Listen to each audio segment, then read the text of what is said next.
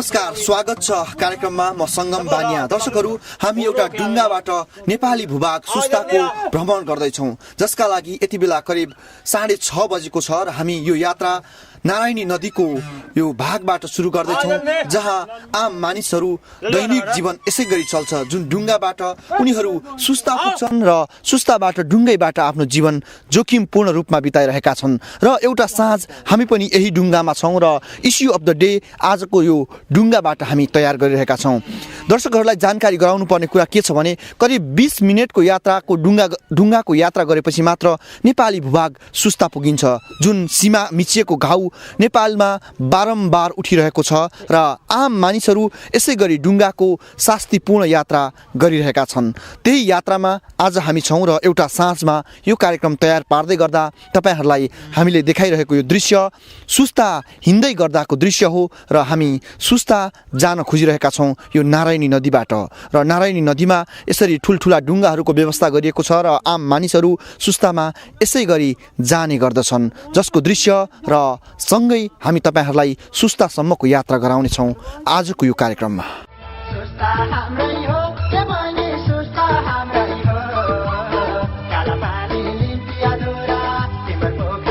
गीतले भने झैँ सुस्ता हाम्रै भूभाग हो।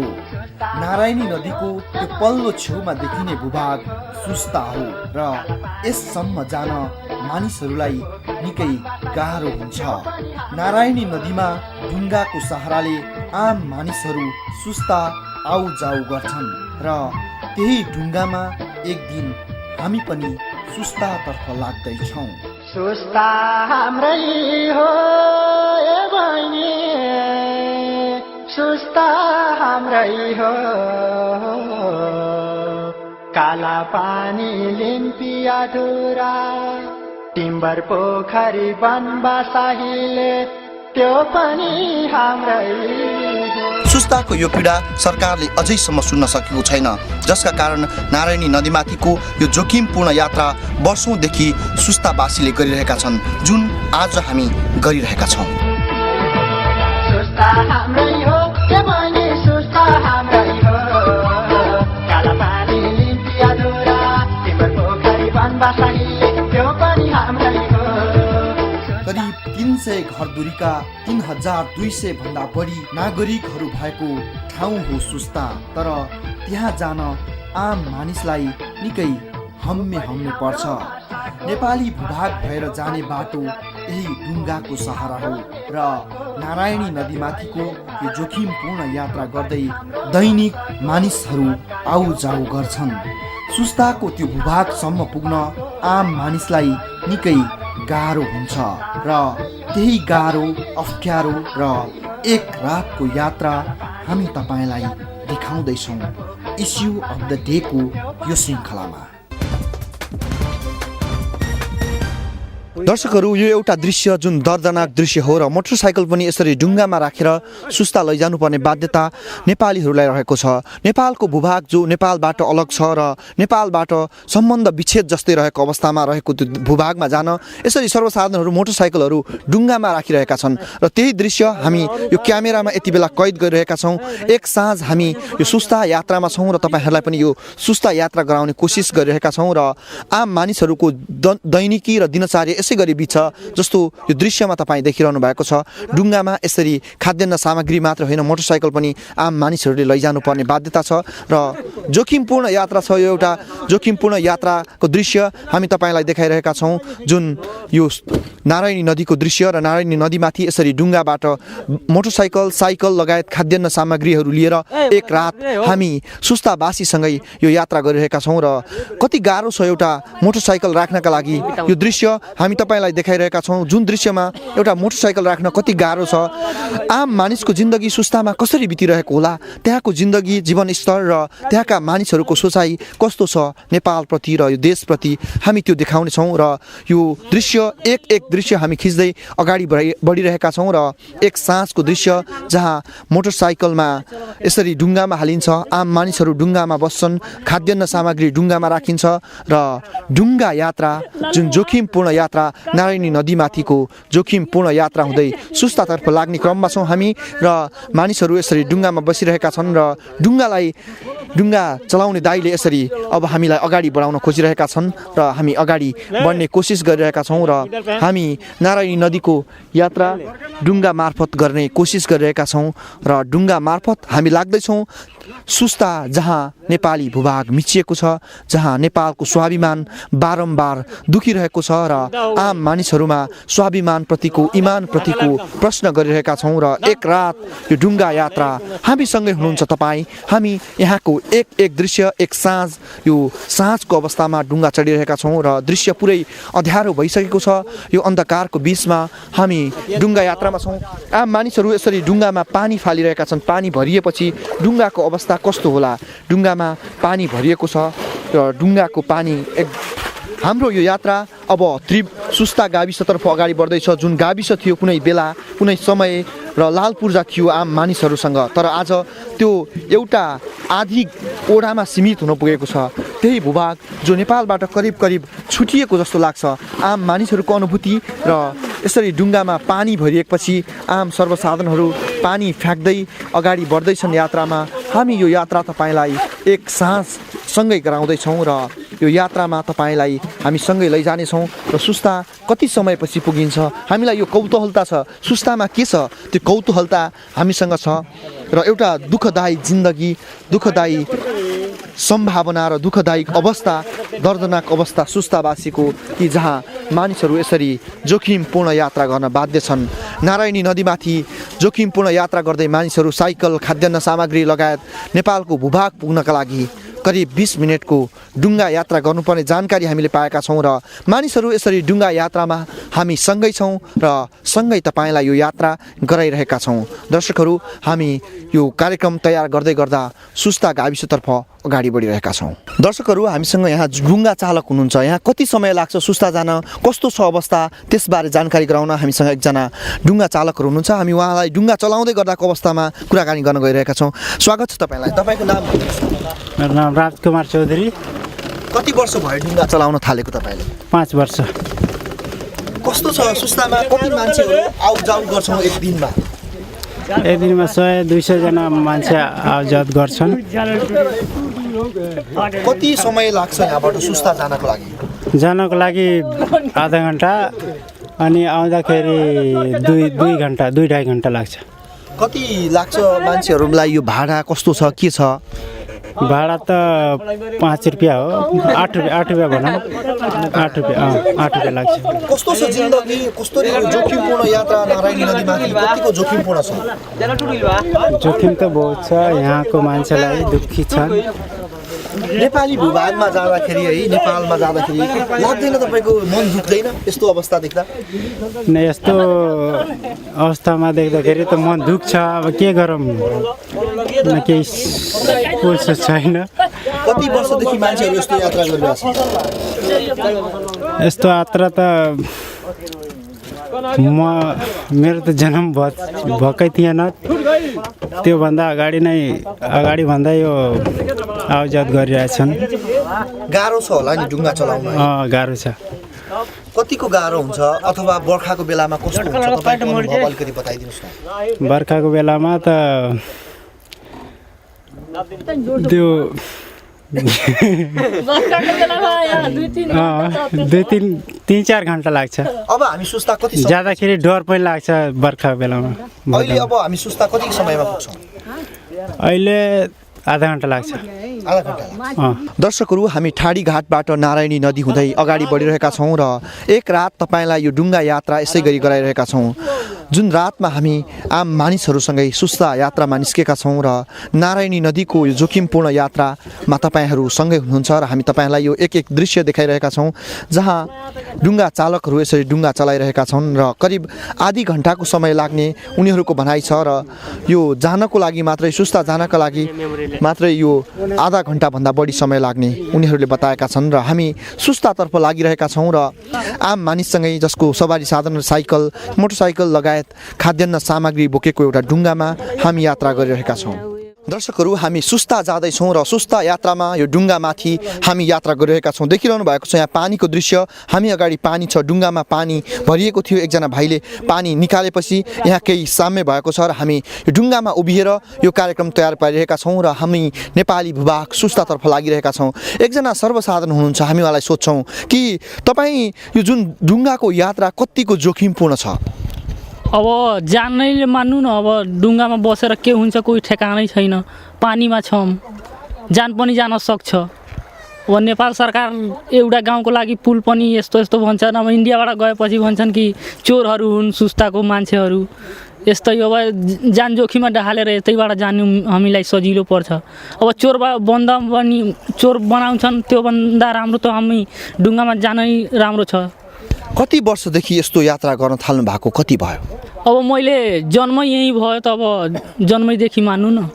जन्मैदेखि यस्तो छ। अब के गरौँ त, कहाँ गएर बस्ने, सुस्तै लाग्दैन तपाईँहरूको मन कतिको दुख्छ? तपाईँहरूलाई कतिको चोट पर्छ कि एउटा देशमा, एउटा आफ्नै देशमा जाँदा यस्तो अवस्था छ कि भारतको बाटो भएर जाने सम्भावना निकै न्यून छ र उनीहरूको व्यवहार कस्तो पाउनुहुन्छ तपाईँ? अब इन्डियामा उता गएपछि के भन्छन् कि सुस्ताको मान्छे चोर हुन् जस्तै। अब एकजनाले दुईजनाले भने जसले जान्छ त्यसै भन्छन् सुस्ताको मान्छेहरू चोर आयो यस्तो यस्तो भन्छन्। अब दुःखको कुरा त हो। व्यवहार कस्तो हुन्छ त्यहाँ भारतीय सुरक्षाकर्मीको, भारतीय नागरिकहरूको तपाईँप्रति? अब कहिले कुन मान्छे त राम्रै कुरा गर्छन्, पुलिसले पनि कहिले कहिले राम्रो गर्छ, तर कहिले केही उल्टो सुल्टो यस्तै भन्छन्। दुख्छ है, चित्त दुख्छ। बढी दुख्छ, के गरौँ त, सहनै पर्यो सुस्तामा घर छ भनेर। जस्तो सुस्तावासीले त्योभन्दा बाहेक यो डुङ्गाको यात्रा भन्दा बाहेक अरू के पीडा भोग्छन्? नेपाली नागरिक भएको हिसाबले के पीडा भोग्छन्?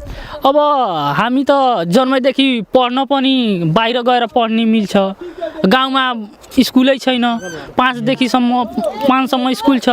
अब कहीँ जान छ भने अब बाहिर गएर पढ्न मिल्छ, गाउँमा स्कुलै छैन। अब पहिला दुःख त स्कुलको हो। हामी सुरुदेखि नै दुःख छ, पढेको छैनौँ। यस्तै अब बाहिर गएर इन्डियामा गएर पढेछौँ हामी। यो डुङ्गा पेल्नुपर्छ, ठेल्नुपर्छ, अनि अरू जुन बेलामा बर्खाको बेलामा जोखिमपूर्ण यात्रा गर्दाखेरि तपाईँहरू कस्तो सम्झिनुहुन्छ एउटा देश नेपालको नागरिक भएको हिसाबले? अब मान्नु न, रुन्छौँ, डुङ्गामा बसेर रुन्छौँ, के गरौँ त, यस्तै दुःख छ हाम्रो।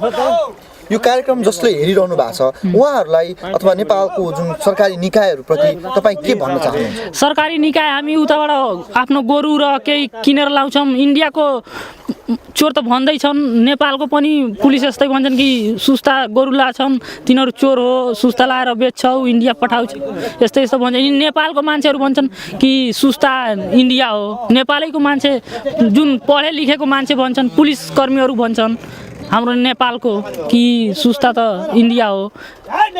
नेपाली भूभाग भएर, नेपाली नागरिक भएर नेपालीत्व भन्छन्, ग्रहण गरिरहेको केही गर्दैनन्, भन्छन् कि सबै नेपाली कहाँ हो, यो त सबै इन्डियन हो, त्यस्तै भन्छन्।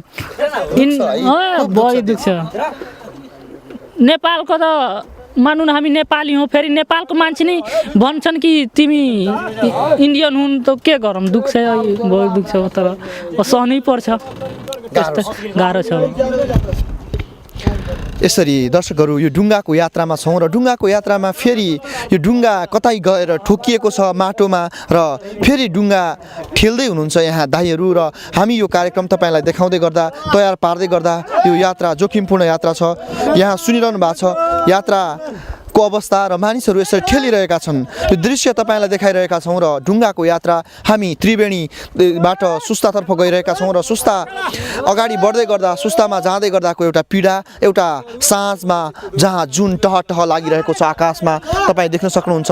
जुन लागिरहेको अवस्थामा हामी सुस्तातर्फ गइरहेका छौँ र जोखिमपूर्ण यात्रा गर्न मानिसहरू बाध्य छन्। नारायणी नदीमाथि यसरी डुङ्गाको यात्रा गरिरहेका छौँ र यो साँझ हामी तपाईँहरूलाई उहाँहरूसँगै यात्रा गराउने कोसिस गरिरहेका छौँ र सुस्तातर्फको दृश्य हामी एउटा डुङ्गा मार्फत तय गरिरहेको दृश्य तपाईँलाई हामी देखाइरहेका छौँ।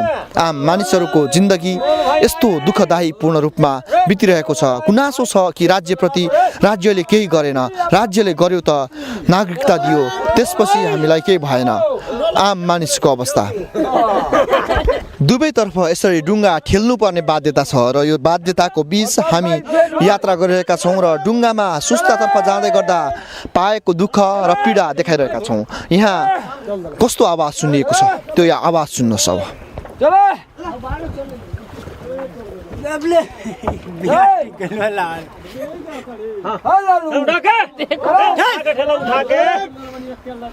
दर्शकहरू हामी सुस्ताको यो डुङ्गाबाट यो कार्यक्रम तयार पारिरहेका छौँ र यति बेला हामीसँग टिभी जर्नलिस्ट पुरुषोत्तम सुवेदी हुनुहुन्छ। हामी उहाँलाई यो माइक्रोफोन हस्तान्तरण गर्छौँ र उहाँ यहाँका स्थानीयहरूसँग केही सोध्न चाहनु भइरहेको छ र माइक्रोफोन म हाम्रा टिभी जर्नलिस्ट पुरुषोत्तम सुवेदीलाई दिन चाहन्छु। तपाईलाई यो माइक्रोफोन हस्तान्तरण गर्दै गर्दा आम मानिसहरूलाई सोधिदिनुहोस् कि यहाँको अवस्था कस्तो छ। धन्यवाद सङ्गमजी। आदरणीय दर्शकबिन, हामीले यो दृश्य देखाउँदैछौँ नारायणी नदीबाट सुस्ताको यात्रा। जसरी हामीले यसरी जोखिमपूर्ण रूपमा यात्रा गर्दैछौँ, यसरी नै सुस्तावासीहरू दैनिक रूपमा जोखिमपूर्ण रूपमा यात्रा गर्न बाध्य छन्। हामी यहाँ रहेका थियो, हामीसँगै यात्रा गरेका एकजना विद्यार्थीलाई भाइलाई सोध्दैछौँ दैनिक रूपमा यात्रा गर्दा कतिको जोखिम छ अथवा समस्या के छ भनेर। तिम्रो नाम के भाइ? जायदर खान। यसरी दैनिक रूपमा जान आउँदा के छ समस्या? समस्या यही छ कि यहाँ पे डेंगी भादोमा पानी पुरा फुल भएर पानी डेंगीमा जाएर पनि नदी डेंगी ऊपर नीचे बिगेर रहेछ, बहुत डर लागेछ। यस्तै बहुत दुखी छ। बिहारमा जान पुलिस बोल्छ और चोर भन्नु कोही सामान छिन लिएछ। तिमी विद्यार्थी पनि होला नि त, कहाँ अध्ययनको लागि जान्छौ त? म गोपालगञ्ज। कहाँ पर्छ यो गोपालगञ्ज? गोपालगञ्ज बिहारमा पर्छ। आदरणीय दर्शकबिन, भर्खरै मात्रै हामीले जानकारी पायौँ सुस्ताका बालबालिकाहरू आफ्नो अध्ययन गर्न भारत जान बाध्य छन्। एकजना दाइसँग म सोध्दैछु सुस्तावासीसँग, जसरी हामीसँगै हुनुहुन्छ, दैनिक रूपमा यसरी डुङ्गामा यात्रा जोखिमपूर्ण रूपमा यात्रा गर्न बाध्य हुनुहुन्छ, तपाईँलाई समस्या कस्तो कस्तो छ सुस्तामा? हम लोग तो परेशानी बहुत ज़्यादा है यहाँ। कोई यहाँ सुविधा नहीं हैगा। यहाँ हम लोग का बहुत परेशानी रहते हैं। हम लोग बाढ़ जब आते हैं तो हम लोग द्वारे पर भी अपने डूब जाते हैं। माल गोरू जो रखे हैं वो भी परेशानी में रहते हैं। हमको बाल बच्चा भी परेशानी में रहते हैं। छान के ऊपर भी बाढ़ जब आ जाता है तो छान के ऊपर भी रहते हैं। आप लोग क्या क्या समस्या है सुस्ता में? सुस्ता और चकरावा हम लोग का तो दोनों का समस्या एक ही रहता है। यहाँ पे नहीं बाजार जाने का भी सुविधा रहता है हम लोग का, पानी हेल करके भी जाने का भी उतना ही नहीं रहता है। चकदावा और सुस्ता हम लोग का तो दोनों एक ही है, लेकिन हम लोग चकदावा वासी, हम लोग का चकदावा वासी है बिहार का, और सुस्ता नेपाल में पड़ता है। लेकिन हम लोग का दोनों आदमी का आना जाना वही भेड़ियारी बाजार पड़ता है। भेड़ियारी मार्केट करते हैं हम लोग। आप लोग मार्केट करने के लिए नेपाली बाजार में आने के लिए जो अभी डुंगा के सहारे लिए हैं, इंडिया के रास्ते के सहारे क्यों नहीं लेते हैं? इंडिया और सुस्ता का यही इतिहास है कि वहाँ जो इंडिया का जो फोर्स है SSB, ये हम लोग का आने जाने में बहुत तंग करता है। क्या क्या कैसे कैसे कारों से आप लोग तंग करती है SSB तंग यही करते हैं कि यहाँ पे कोई भी सामान खाद है और चाहे कोई भी सामान है, जैसे खाद भी लेने जाते हैं तो बोलते हैं कि ये बोरी नहीं जाएगा, बोरी जाने नहीं देते हैं, डीजल भी नहीं जाने देते हैं। लेकिन जो ले जाइए 5 लीटर भी तेल डीजल का भी आने को बहुत समस्या इस टाइम इतनी है। आप लोग सरकार के लिए, सरकार से पटक पटक अपने मांगे के विषय के लिए आंदोलन भी कर चुके, अब क्या प्लान है आप लोगों की? प्लान तो यही जो आप कहिएगा वही प्लान हम लोग भी करेंगे। जैसे और चाहे इंडिया का कोई भी इतिहास है, लेकिन हम लोग का सही बात करो, यहाँ आने जाने के लिए हम लोग का रास्ता भी सही होना चाहिए। पुल के लिए नदी पार जो हाँ एक ही है, लेकिन जो ये आर पार का मामला है इसमें पुल नहीं रहेगा तो फिर दिक्कत नहीं होता है। यहाँ पुल रहेगा। सुस्ताका लागि यात्रा डुङ्गामा यात्रा गर्न बाध्य छौँ सुस्तावासीहरू। यसरी रातको समयमा डुङ्गामा जोखिमपूर्ण रूपमा यात्रा गर्न बाध्य छौँ। छौँ हामी सहित सुस्तावासीहरू। हामी रिपोर्टिङको क्रममा पनि यसरी जोखिमपूर्ण रूपमा हिँड्न बाध्य छौँ अथवा ढुङ्गामा बसेर यात्रा गर्न बाध्य छौँ भने यसरी सुस्तावासीहरू क्रमिक रूपमा सधैँ जोखिमपूर्ण रूपमा यात्रा गर्न बाध्य छन्। हामी अन्य सर्वसाधारणसँग कुराकानी गर्ने क्रममा छौँ। यसरी नै ढुङ्गामा रहनुभएका एकजना बुवासँग हामी कुरा गर्छौँ। चाचा जी, आपके समस्या क्या है, बता दीजिए ना। बहुत हलचल है सर, यहाँ पर एसएसपी जो है हमारा बिहार का बहुत हलचल कर रहा है। न हमारा गाना जाने देता है, सुस्ता का गाना नहीं जाने देता है, बिहार का गाना नहीं जाने देता है, बहुत हलचल कर रहा है। एसएसपी लोग आपको गन्ना जाने नहीं देता है और तंग करते हैं, आपको बाजार जाने नहीं देते हैं, आप लोग उनके विरुद्ध कुछ नहीं करते हैं? और कहने के बात है ये, हम लोग तो बिहार में है, चाहे बिहार का निवासी सभी बसा हुआ है। रह गया है कि ये गन्ना जाता है तो कहता है जो सुस्ता का ट्रैक्टर से नहीं जाएगा, बिहार का ट्रैक्टर से जाएगा तो बिहार में ट्रैक्टर है कहाँ जो जाएगा। हमारा सुस्ता में ट्रैक्टर है तो उससे नहीं गिराएंगे तो कैसे गिराएंगे। सरकार के लिए आप क्या मांग रखते हैं, क्या पूरा कर दे सरकार आपको? हम लोग का किसी बात का साधन नहीं है सर। हाँ, किसी बात का साधन नहीं है तो हम कैसे गिराएंगे। हमारे लिए तो सुस्ता या चकधावत एक ही है, बिहार और नेपाल तो ये बाटा नहीं न है।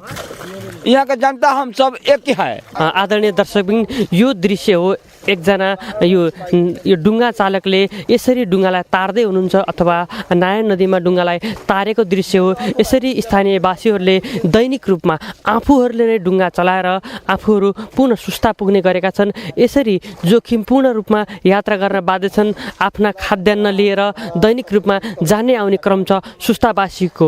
केही समय अगाडि छुट्टै गाविसको रूपमा स्थापित भएको त्रिवेणी सुस्ता गाउँ विकास समितिको वार्ड नम्बर 4 सुस्ता अहिले वार्ड नम्बर 4 मा मात्र सीमित बनेको छ। त्यो कुनै दिन सुस्ता गाविस मात्र रहेको थियो। सुस्तावासीले समग्र रूपमा भोग्दै आएका अन्य समस्याहरू के छन् त, यस विषयमा हामी यहाँका स्थानीयवासीसँग कुरा गर्छौँ। यहाँ अहिले कुरा गर्न हाम्रो एकजना बुवा हाम्रो साथमा हुनुहुन्छ। हामी उहाँसँग सोध्दैछौँ सुस्तामा अरू के समस्या छ भनेर। बुवा, यहाँलाई स्वागत छ। हम ना बोल सके तो आपके समस्या का बा सुस्ता में चाचा? समस्या तो बहुत कठिन बाटे जी। समस्या तो ऐसा बाटे साधु भाई को नाली बंद करके अब पेचिंग हो जा कि 5 सेर मोटरी ले गए आयल गए कठिन बा हमनी के। इधर जाते जंगल बा है, वहाँ एसएसबी बा 5 लीटर तेल ले खुद एसएसबी पकड़ के तुरंत भीतर कर दी। ठीक न, इधर गंगा जी बाड़ी आवे जाए बहुत कठिनाई बाटे।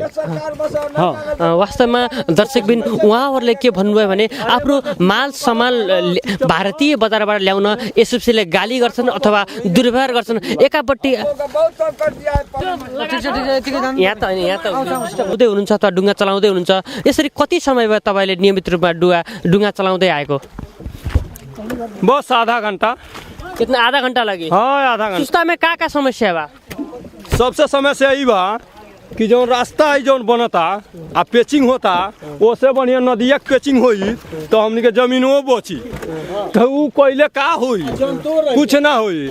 आ जानता जब ये से डोल जाई तो ऊ रास्ता बन के का होई, कुछ ना। सरकार से आपका मांग क्या है? सरकार से हमनी के ये मांग बा कि यहाँ ठोकर बनना लग जा।